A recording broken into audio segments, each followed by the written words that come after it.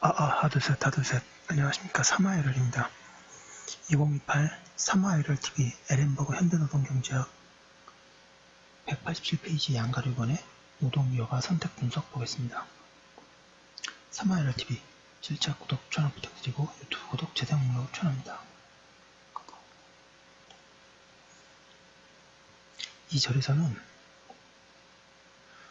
차별 곡선과 예산 제약선이 소개되는데, 이는 노동 공급 이론을 쉽게 이해하고 복잡한 정책 문제에 쉽게 적응할 수 있도록 시각적인 도움을 준다.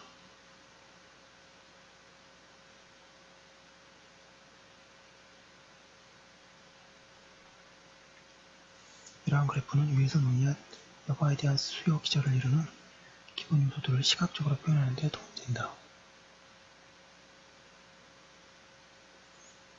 방그래프의 선호. 여가 시간과 사람들이 화폐를 구입할 수 있는 재화라는 사람들을 행복하게 만드는 두 종류의 중요한 재화가 있다고 가정하자. 만약 재화들이 고정되어 있다면 재화 가격들은 명목소득으로 측정되는 하나의 지수로 압축되어 표시될 수 있다. 가격들이 고정되었을 때 더 많은 명목소득을, 더 많은 재화들을 소비하는 것이 가능함을 의미한다.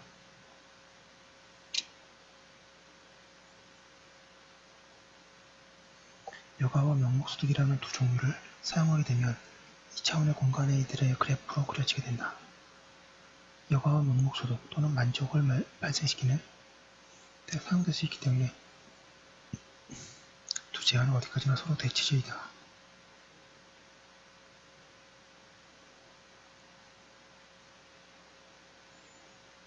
예를 들어 만약 근로시간을 단축함으로써 명목소득의 일부를 포기하도록 강요당한다면 어떤 사람이 이전만큼 행복하도록 하기 위해서는 여가 시간의 일정한 증가가 이 소득 손실을 대체할 수 있어야 한다.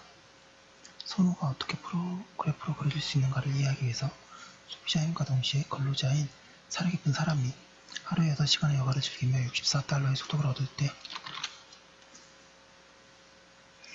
188페이지 얼마나 행복할지를 결정하도록 요청받는다고 가정하자. 그림 6.2에서 A점 이 행복 수준을 효용 수준을 A라고 불릴 수 있다. 이 소비자 근로자는 효용 수준의 A를 또한 제공하게 되는 명목소득과 여가 시간의 여가 조합을 열거할 수 있다. 이 소비자 근로자가 5가지의 다른 조합을 열거하였다고 가정하자. 효용 수준 A를 발생시키는 명목소득과 여가 시간 6개의 조합들이 그림 6.2에서 큰 점으로 나타나고 있다.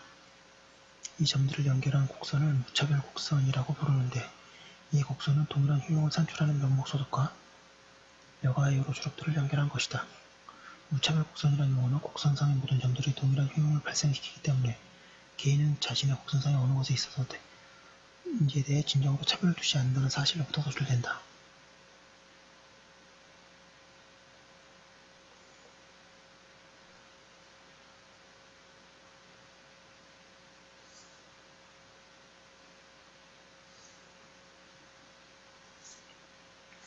만약 위에서 언급된 소비자 근로자가 하루 8시간의 여가를 단지 $64가 아닌 $100의 소득과 결합시킬 수 있다면 의심할 바 없이 더 높은 수준의 행복을 달성할 수 있을 것이다. 이와 같은 보다 높은 수준의 만족은 효용 수준 B라 불릴 수 있다. 이 소비자 근로자는 이처럼 보다 높은 수준의 효용을 또한 발생시키는 명목소득과 여가의 다른 조합들을 열거할 수 있다. 이 조합들은 그림 6.2에서 두 번째 무차별 곡선에 연결되는 X로 나타난다. 무차별 곡선들은 그려진 방법과 반영된 다음과 같은 구체적 특징을 가지고 있다. 1번 효용 수준 A, 효용 수준 B는 효용 수준 A보다 높은 행복 수준을 나타낸다. 모든 여가 수준은, 모든 소비 수준은 A보다 B에서 더 높은 소득과 결합되어 있다.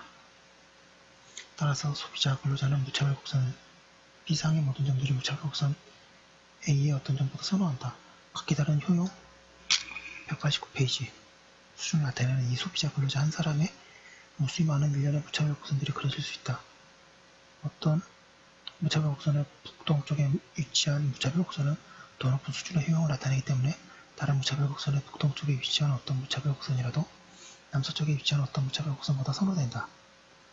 2번에 무차별 곡선은 서로 교차하지 않는다. 만약 무차별 곡선이 서로 교차한다면 교차점은 상이한 두 만족 수준을 발생시키는 명목소득과 여가의 한 조합을 나타내게 된다. 위에 소비자와 근로자는 어떠한 상황이 발생하도록 자신의 손으로 서술할 만큼 그렇게 일관성이 없지는 않다고 가정된다. 3번에 만약 명목소득 또는 여가 시간 중 어느 하나가 증가한다면 동일한 효용 수준을 유지하기 위하여 다른 하나가 감소되어야 하기 때문에 무차별 곡선은 우하향한다. 그림 6.3의 LK 부분에서와 같이 만약 무차별 곡선의 기울기가 가파르면 효용이 불변인 채로 유지하기 위하여 일정한 소득 감소가 여가 시간의 증가가 수반될 필요가 없다. 그러나 그림 6.3 MN 부분에서와 같이 무차별 곡선이 상대적으로 수평에 가까울 때 효용이 불변인 채로 유지하기 위해서는 일정한 소득 감소가 여가 소비의 큰 증가를 수반해야만 한다. 따라서 사람들은 무차별 곡선이 상대적으로 가파를 때 무차별 곡선이 상대적으로 수평에 가까울 때만큼 명목소득의 가치를 두 150페이지에 이어 하지 않는다. 반면에 무차별 곡선이 평평할 때에는 만약 효용이 불변인 채로 유지되어야 한다면 소득 감소는 오로지 여가의 큰 증가에 의해서 보상될 수 있다. 4번에 무차별 곡선은 볼록하다. 즉 우측보다 좌측에서 그 기울기가 가파르다. 이 무차별 곡선의 형태는 명목소득이 상대적으로 높고 여가 시간이 상대적으로 적을 때에는 여가가 풍부하고 소득이 상대적으로 희소할 때에는 여가가 더 높은 가치를 부여하게 된다. 그리고 소득에는 더 낮은 가치를 부여한다는 가정을 반영한다. 그림 6.3에서 LK보험의 소득의 큰 감소는 여가의 단지 조그만 보상 증가로 보상될 수 있는 반면 여가 시간의 조그만 감소는 동일한 효용을 유지하기 위해서 상대적으로 큰 소득의 증가를 요구하게 된다. 상대적으로 희소한 것이 더 높은 가치를 부여받는다. 5번에 소득이 낮고 여가가 풍부할 때는 소득이 더 높은 가치를 부여받는다. 소득 감소는 효용이 불변인 채로 유지되려면 여가의 엄청난 증가를 요구한다. 완벽하면 상대적으로 희소한 것이 더 높은 가치를 부여받는 것으로 가정된다. 6번 마지막으로 상이한 사람들은 상이한 일련의 무차별 곡선을 갖는다. 그림 6.2와 6.3에 그려진 곡선들은 한 사람의 무차별 곡선이다. 다른 사람이 완전히 상이한 일련의 곡선을 갖게 된다. 예를 들어 여가에 보다 높은 가치를 부여하는 사람들은 일반적으로 가파른 무차별 곡선을 갖게 되는 것이다. 여가에 높은 가치를 부여하지 않는 사람들은 상대적으로 평평한 곡선을 갖게 된다. 따라서 개인의 선호는 그래프로 나타날 수 있다. 반그래프는 소득과 임금의 제약. 누구나 자신의 효용을 확대하고 싶으면 이는 가능한 가장 높은 소득으로 이용 가능한 모든 시간을 여가로 보냄으로써 이상적으로 달성하게 된다.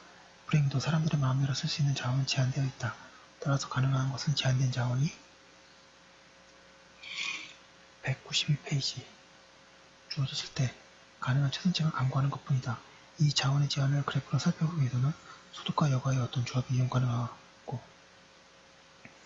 어떤 것이 이용이 가능하지 않은지를 알아보기 위해서 개인의 일련의 무차별 곡선 위에 이 제약 조건을 겹쳐서 그려야 한다. 그림 6.2에서 무차별 곡선이 그려진 사람이 근로소득 이외에 소득은 전혀 없다고 가정하자. 나아가 이 사람이 시간당 8달러를 벌 수 있다고 가정하자. 그림 6.5는 6.2에 나타난 두 무차별 곡선들과 8달러 이외에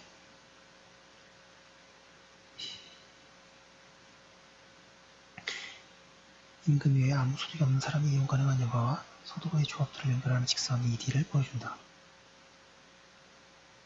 만약 하루 16시간의 근로와 여가를 사용한다면 그리고 만약 이 사람이 16시간 모두를 여가에 소비한다면 명목소득은 0이 될 것이다.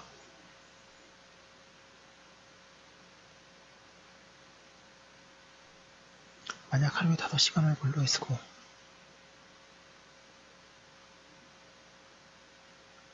소득은 하루에 40달러가 될 것이다. 점 M.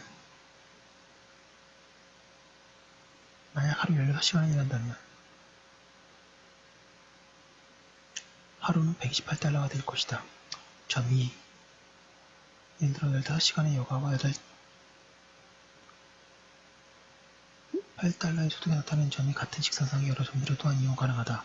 개인에게 이용 가능한 여가와 소득의 조합을 반영하는 이 선은 예산제약선이라고 불린다. 예산제약 192페이지 선 우측에 어떠한 조합도 달성될 수 없다. 그 이유는 개인이 마음대로 쓸 수 있는 자원이 여가와 명목소득의 여러 주업들을 얻기에 단지 충분하지 않기 때문이다. 예산제약선의 기울기는 임금 수준을 그래프로 나타낸 것이다. 어떤 사람의 임금은 근로시간의 증가로부터 노출되는 소득의 증가로 정의될 수 있다.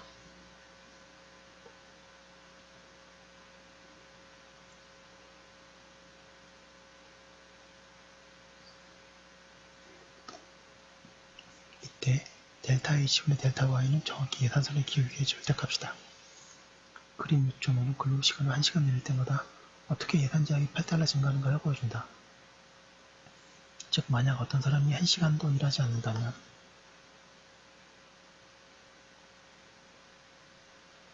하루 소득은 0일 것이며 1시간 일하면 8달러, 5시간을 일하면 40달러의 소득을 획득하게 된다. 임금이 시간당 8달러이기 때문에 예산제약은 8달러 증가하게 된다. 만약 이 사람이 시간당 16달러를 벌 수 있다면 예산제약은 2배 빨리 증가하며 따라서 예산제약선의 길이가 2배 가파르게 된다.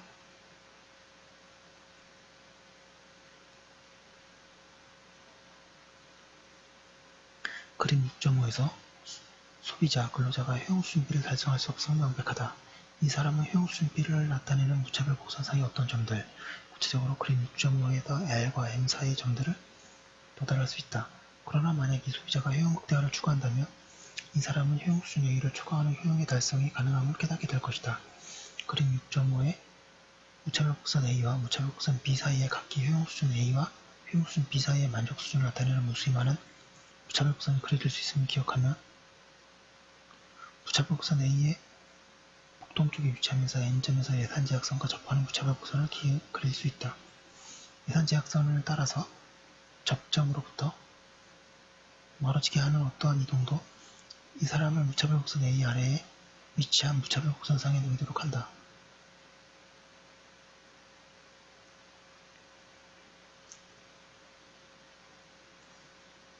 동일한 예산제약에 직면하나 여가에 대한 상이한 선호를 가진 근로자들은 근로시간에 대한 상이한 선택을 하게 된다.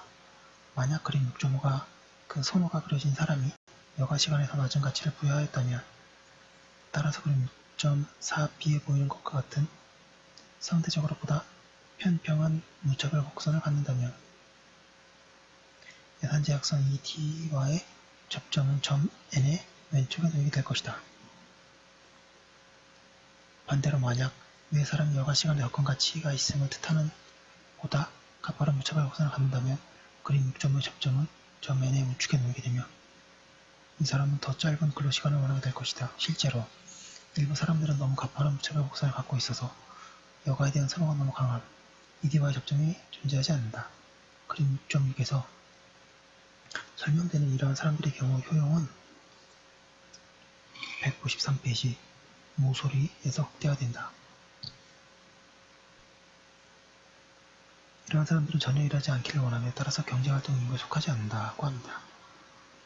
방가로 선물의 소득효과 이제 그림 6.5에 그려진 어떤 사람이 근로와는 무관한 소득원전을 갖는다고 가정하자 나아가 이 비소득, 비노동소득은 하루에 약 36달러에 달한다고 가정하자 따라서 비록 이 사람이 전혀 일하지 않더라도 그 하루 소득은 36달러가 된다.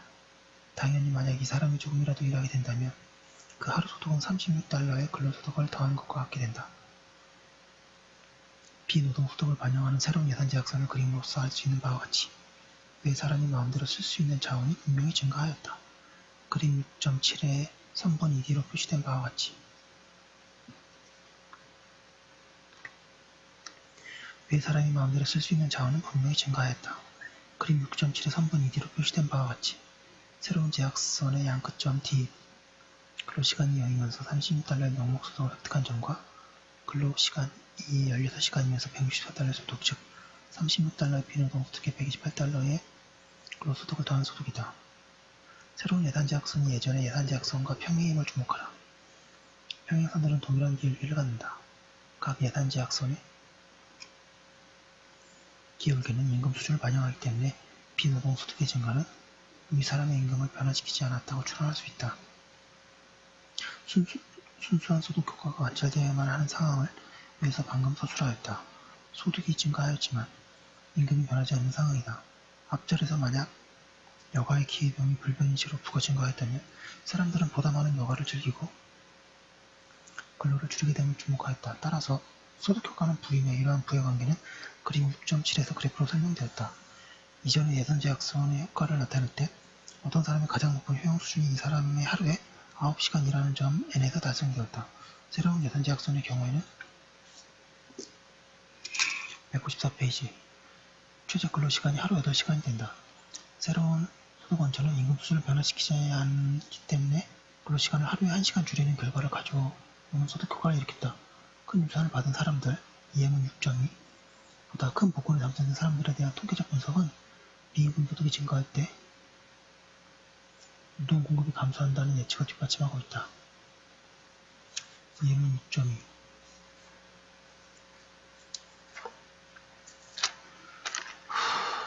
아까 에어컨에서 물이 떨어져가지고 여기 좀 얼룩이 졌네요. 방가로 4 194페이지입니다. 임금 인상에 따른 소득효과와 대치효과. 비노동 소득을 받음으로써 마음대로 쓸 수 있는 자원을 증가시키는 대신 임금이 시간당 8달러에서 12달러로 증가한다고 가정하자 앞에서 주목한 바와 같이 이 임금의 증가는 소득효과와 대치효과를 모두 일으킨다.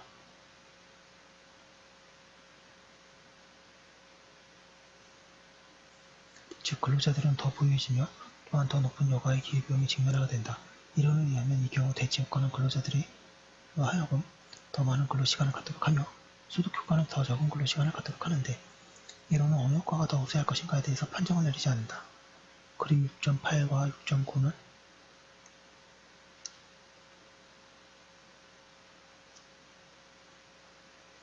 위에 임금 변화가 어떤 사람의 노동공급에 미칠 수 있는 효과를 설명하고 있는데 그림에서 어떤 사람이 처음에는 하루 8시간을 일하고 있는 것으로 가정하고 있다.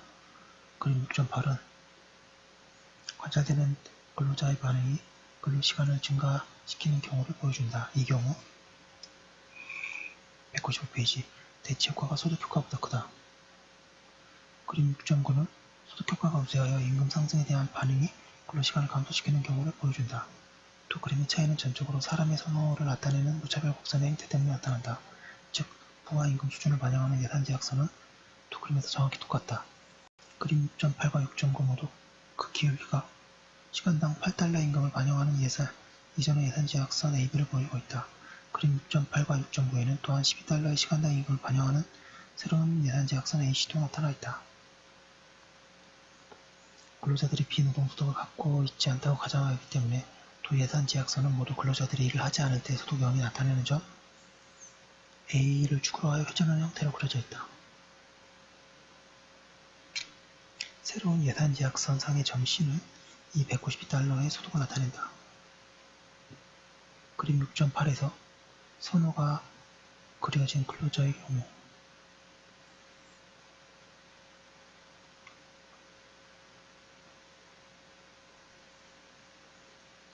임금 인상을 달성할 수 있는 가장 높은 소득 수준은 U2가 되도록 한다.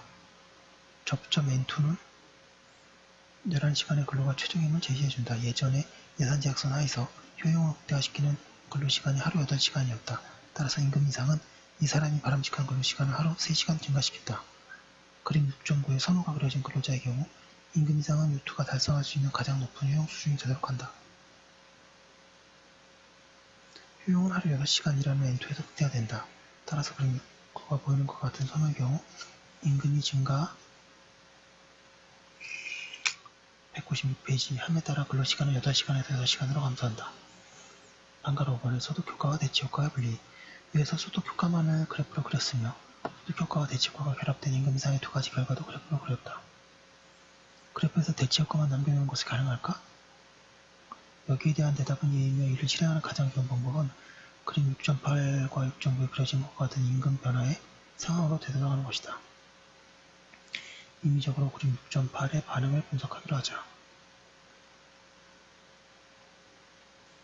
그림 6.10에서 3개의 그래프가 그려져 있다.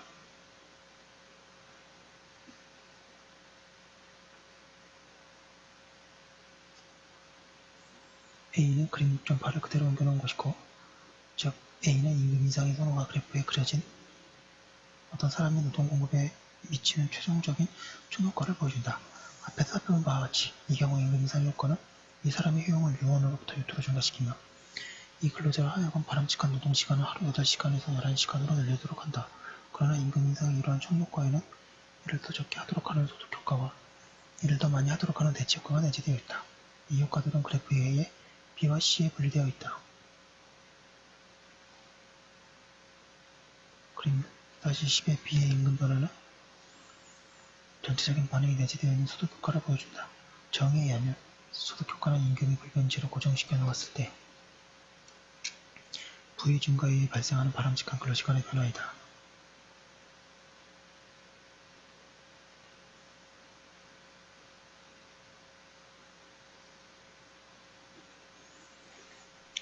이 내재된 효과를 보기 위해서 다음과 같은 가상적인 질문을 하도록 하자. 만약 A에서 그려지고 있는 사람이 그 자신의 임금 변화에 대해 B 노동 소득의 변화에 의해 변화로 새로운 무차별 변화에 도달하였다면 노동 공급 변화는 어떻게 되었을까?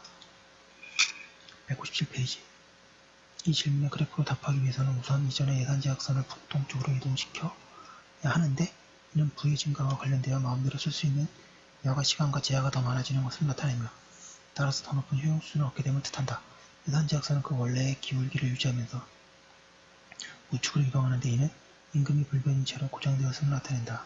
A, B와 팽팽한 B의 접전은 이전 예산제약선의 이 가상적 이동을 표시하며 이 이동은 N3에서 무차별 곡선과의 접점을 만든다.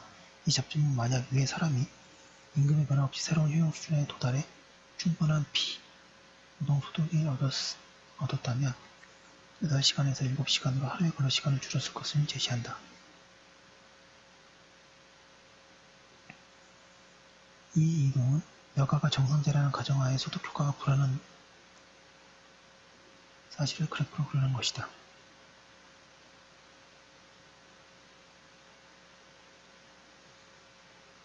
대치효과는 부의 크기를 불변인 채로 고정시켜 놓았을 때 임금 변화가 노동물과에 미치는 효과이다. 대치효과는 부의 크기를 불변인 채로 고정시켜 놓았을 때 임금 변화가 노동 공급에 미치는 효과이다. 이 효과는 그림 6.10에서 C에서 위의 사람이 실제로 유차별 곡선 U2에 최종적으로 도달하는 곳과 이 사람이 순수한 소득효과로 도달하였을 곳과의 차이로 보일 수 있다. 동등한 무차별 곡선 위에서의 접점들을 비교하는 것은 부의 수준을 불변으로 고정시키는 것을 그래프로 근접하게 표현하는 것이다. 따라서 임금이 변화와 함께 그림 6.10에 그려진 사람이 점 N2에 최종적으로 머물게 되며 하루에 11시간을 일하게 된다. 임금 변화가 없었다면 이 사람은 하루에 7시간을 일하기로 선택하였을 것이다. 효용을 불변치로 고정시켜 놓았을 때 임금의 변화만으로 199페이지. 근로시간이 하루에 4시간 증가한다. 이 근로시간의 증가는 대체로 정의임을 보여준다. 요약하면 시간당 8달러에서 12달러로 인상시키는 효과는 그림 6.10에서 근로시간을 하루 8시간에서 11시간으로 증가시키는 것으로 관찰되었다.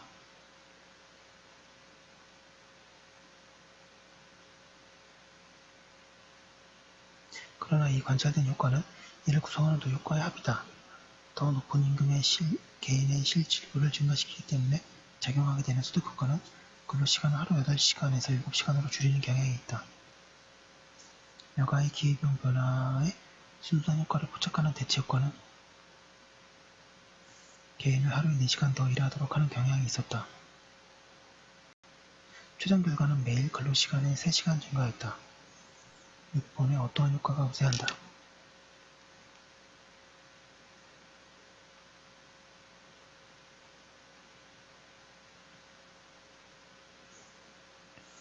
임금의 인상은 근로자가 직면하는 예산제약선을 그림 6.11의 CD로부터 CE로 변화시킨다고 가정하자. 만약 근로자가 상대적으로 팽팽한 일련의 무차별 곡선들을 갖고 있다면 CD 위에서의 최초의 접점은 A가 될 것이며 이는 상대적으로 많은 근로시간을 의미한다. 만약 어떤 사람이 보다 가파른 기울기를 가진 무차별 곡선들을 갖고 있다면 최초의 접점은 B가 될 것이고 이 점에서의 근로시간은 더 적어진다. 소득효과의 크기에 대한 중요한 영역 중 하나는 새로운 예산제약선이 북동쪽으로 이동하는 정도이다. 이 예산제약선이 더 멀리 이동할수록 소득효과는 더욱 커지는 경향이 있다. 예를 들어 처음에 접점이 A점이었던 사람의 경우 보통적으로서의 이동이 처음에 접점이 B였던 사람에 비해서 더 크다. 말로 표현하면 임금 상승에 의해 이루어질 수 있는 마음대로 쓸 수 있는 자원의 증가는 모든 사람들이 일을 할 때 달성할 수 있으며 사람이 보다 근로지향적일수록 그 자원의 증가는 더 커지게 된다. 다른 조건이 일정할 때 오랜 200페이지 시간을 일하는 사람은 임금이 벌을 때 더 큰 소득 효과를 나타내게 된 것이다. 200페이지, 여러분 드디어 여러분의 사랑 속 200페이지 돌파합니다. 이러한 사고를 극단적으로 연장시켜서 어떤 사람이 무차별 곡선이 너무 가파른 기울기를 갖고 있어서 처음에는 경제활동에 참가하지 않는다고 가정하자. 임금 상승과 이로 인한 새로운 예산제약선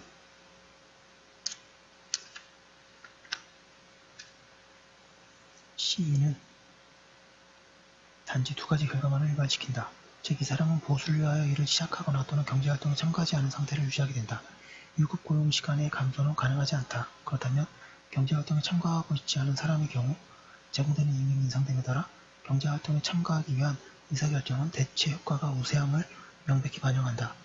반대로 만약 현재 일하고 있는 어떤 사람이 임금이 하락할 때 경제활동 참가의 의사결정을 받고 경제활동 임금에서 이탈하기로 결정을 한다면 대체 효과가 또다시 우세하였을 것이다. 따라서 임금 변화에 의해 발생하는 경제활동 참가에 대한 의사결정은 대체 효과가 우세함을 나타낸다.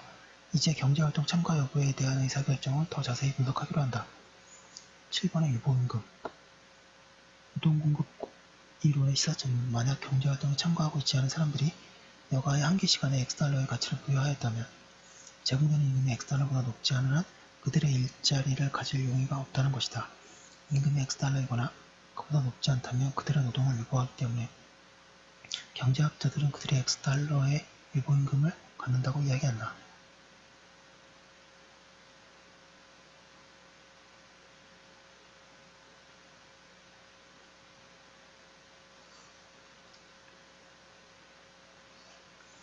그렇다면 유보임금은 그 미만으로는 어떠한 사람이 일을 하지 않은 임금이며 노동여가의 맥락에서는 손실되는 여가의 일시간에 부여된 가치를 말한다.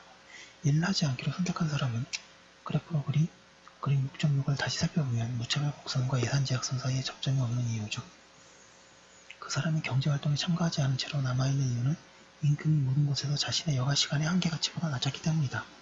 종종 사람들은 일자리를 얻기 전에 마치 제공받아야만 할 유보임금과 어떤 최소한의 근로시간이 있는 것처럼 행동한다고 생각된다. 그 이유는 이해하기 어렵지 않으며 그림 6.2에서 설명되고 있다. 만약 일자리를 찾게 되면 하루에 왕복 2시간의 통근시간이 필요하다고 가정하고 물론 이 통근시간에 대해서 임금이 지급되지 않으며 따라서 근로자의 예산제약선은 만약 일자리를 받아들이게 되면 소득이 조금이라도 증가하기 전에 2시간의 여가가 포함되어야 한다는 것을 반영해야 한다. 이 근로의 고정시간은 그림 6.12의 3번 AB에서 반영된다. 물론 3번 BC는 획득 가능한 근로소득에 반영하며 BC의 기울기는 개인의 임금에서 나타난다. BC로 나타나는 임금이 어떤 사람이 일하도록 유발시키기에 충분할까? 예산제약선이 201페이지 A, B, C로 주어졌을 때 이 사람이 달성할 수 있는 가장 높은 효용 수준을 나타내는 무차별 곡선 U1을 고려하자. 효용은 점 A에서 극대화되며 이 사람이 일하지 않기를 선택한다. 이 선택으로부터 제공되는 임금이 이 사람의 유보임금보다 낮다는 것이 분명하다. 그렇다면 그래프로 유보임금을 보일 수 있을까? 2시간의 통근시간이 필요한 일자리를 받아들이기 위해서 그림 6-12에 그려져 있는 사람이 U1과 같거나 더 높은 효용 수준을 제공하는 근로소득과 여가시간의 조합을 만들 수 있는 일자리를 찾아야만 한다. 이는 오직 이 사람의 예산제약선 점 X에서 U1과 접하는 AD, BD와 동일해야 또는 우측에 위치해야 가능하다. 그렇다면 이 사람의 유보임금은 BD의 기울기와 같으며 이 경우 BD의 기울기가 현재 제공되는 임금 수준을 나타내는 BC 의 기울기를 초과한다는 것을 쉽게 알 수 있다. 더욱이 효용을 U1 수준까지 끌어올리기 위해서 그림 6.12에서 그려진 사람의 유보임금 수준으로 하루 4시간의 근로시간을 제공하는 일자리를 찾을 수 있어야만 한다. 달리 말하면 유보임금 수준에서 이 사람이 매일 10시간의 여가를 가기를 원하는데 2시간의 통근시간을 감안할 때 이는 4시간의 근로시간을 의미한다.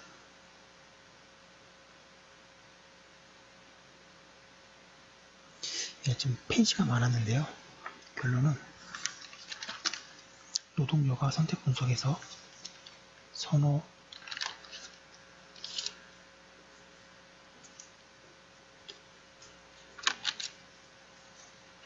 소득과 임금의 제약,